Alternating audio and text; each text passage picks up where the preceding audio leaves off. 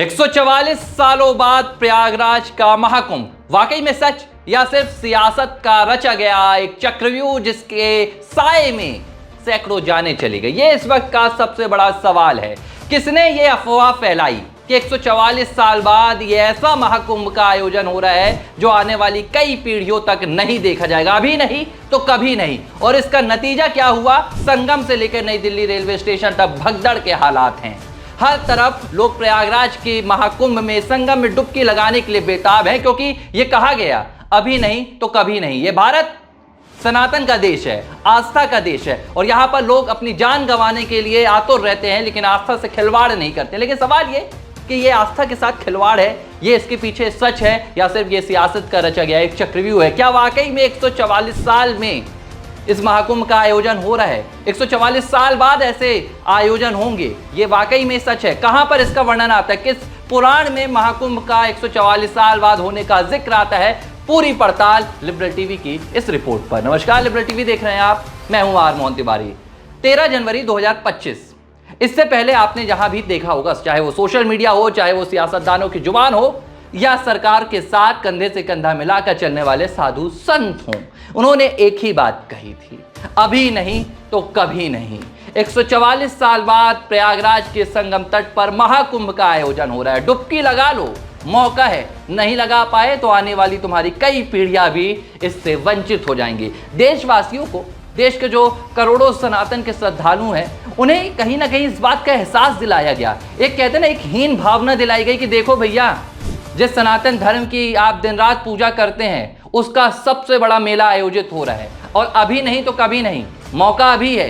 अगर नहीं गए तो 144 साल बाद होगा, आने वाली आपकी कई पुश्तें भी नहीं जा पाएंगे। जाहिर सी बात है, अगर कोई सनातन समर्थित व्यक्ति होगा, सनातन प्रेमी व्यक्ति होगा, तो ये सुनने के बाद वो तो अपने आप को नहीं रोक पाएगा। और भारत क्या है? भारत आस्था का देश है। यहाँ पर तर्क वितर्क से ज़्यादा आस्था चलती है। अगर कोई संत कह देता है कि भाई हाँ, यहाँ हम क्या करते हैं, हम कंकड़ में शंकर पूज लेते हैं, हम इसकी तलाश नहीं करते कि यहाँ पर प्राण प्रतिष्ठा हुई है या नहीं हुई है। जब लोगों ने ऐसा सुना तो वो प्रयागराज की ओर दौड़ पड़े। करोड़ों लोग प्रयागराज में जाने के लिए बेताब हो गए, और वो सरकारें, वो प्रशासन जो 100-150 करोड़ की जनता को प्रयागराज के संगम तट पर आने के लिए आमंत्रित कर रहा था, अब हाथ जोड़कर बैठा है। पहले प्रयागराज के संगम तट पर, इसके बाद नई दिल्ली रेलवे स्टेशन पर, और अब पूरे देश भर के रेलवे स्टेशन हों या प्रयागराज में जाने वाली सड़कें हों, वहां पर लोगों का कोहराम है। सड़कें श्रद्धालुओं से लबरेज हैं, व्यवस्थाएं पूरी तरह से चौपट हो चुकी हैं।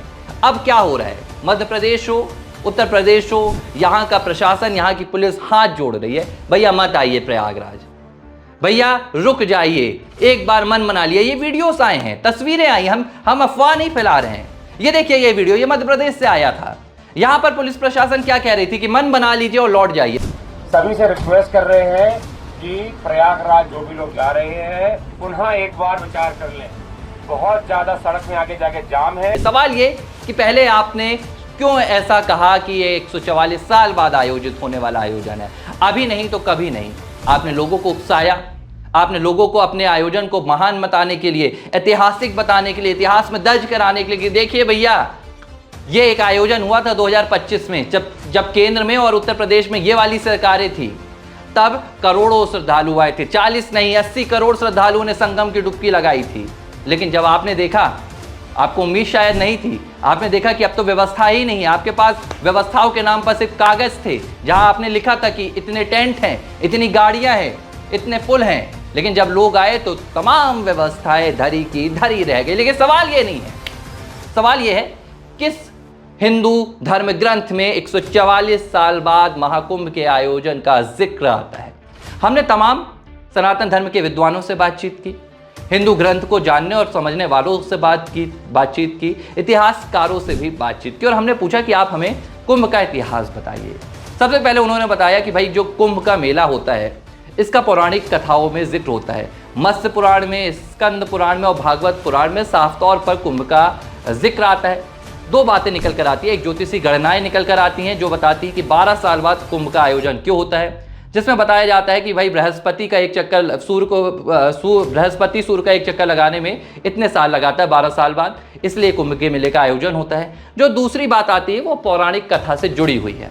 वो कहती है कि जब समुद्र मंथन हुआ और समुद्र मंथन के बाद जब अमृत निकला, अमृत कलश में निकला, यानी कि जिसे हम कुंभ भी कहते हैं, कहा गया कि इस कुंभ को लेकर देवताओं और दानों के बीच संघर्ष हुआ। इस संघर्ष के दरमियान 4 पवित्र स्थानों पर अमृत की बूंदें गिरी। ये 4 स्थान कौन थे? एक उत्तर प्रदेश का प्रयागराज, दूसरा मध्य प्रदेश का उज्जैन, तीसरा नासिक और चौथा हरिद्वार। ये 4 वो पवित्र स्थान है जहां महाकुंभ के मेले का आयोजन होता है। और 12 साल क्यों? क्योंकि ये जो संघर्ष था ये 12 दिनों तक चला था देवताओं और दानों के दरमियान। और देवताओं का एक दिन पृथ्वी के 1 साल के बराबर कथाओं में माना गया है, पौराणिक कथाओं में। ऐसे में 12 साल बाद कुंभ के मेले का आयोजन होता है। 6 साल में अर्धकुंभ का आयोजन होता है और हर साल माघ के मेले का आयोजन होता है।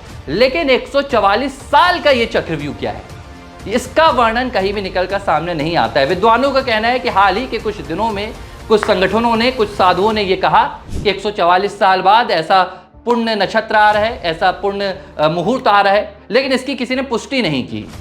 अगर ज्योतिषी गणनाएं माने तो 144 यानी कि 4 4 दूनी 8 और 1 9, 9 का जो एक आंकड़ा होता है वो एक पूर्ण आंकड़ा माना जाता है। लेकिन 144 का आंकड़ा लाया कहां से गया? अगर हम 12 के 12 साल पीछे जाएं तो क्या आयोजन की जो पहला आयोजन हुआ था कुंभ का 144 साल पहले, उसका वर्णन मिलता है? ये कौन तय करेगा कि इस बार जो आयोजन हो रहा है 144 साल बाद ही हो रहा है? क्योंकि महाकुंभ का जो मेला है ये तो सदियों से चला आ रहा है, लंबे समय से चला आ रहा है। तो सवाल यही है कि जब ग्रंथों में वर्णन नहीं, जब विद्वानों ने इसके पक्ष में तर्क नहीं दिए, तो 144 साल का ये चक्रव्यूह क्यों रचा गया? जवाब निकल कर आता है सिर्फ और सिर्फ अपने आयोजन को चमकाने के लिए, और कहीं ना कहीं सरकारों को ये दिखाना था कि हमसे बेहतर आयोजन कोई नहीं कर सकता है। महाकुंभ में डुबकी लगाकर मोक्ष किसे मिला ये नहीं पता, लेकिन इस महाकुंभ में जाने की जद्दोजहद में जाने कितने बेटों ने अपने पिता को खो दिया, कितनी माओं ने अपने बेटों को खो दिया, चाहे वो नई दिल्ली का रेलवे स्टेशन हो या प्रयागराज का संगम तट हो। अब जवाब सरकारों को देना है कि इसका जिम्मेदार कौन।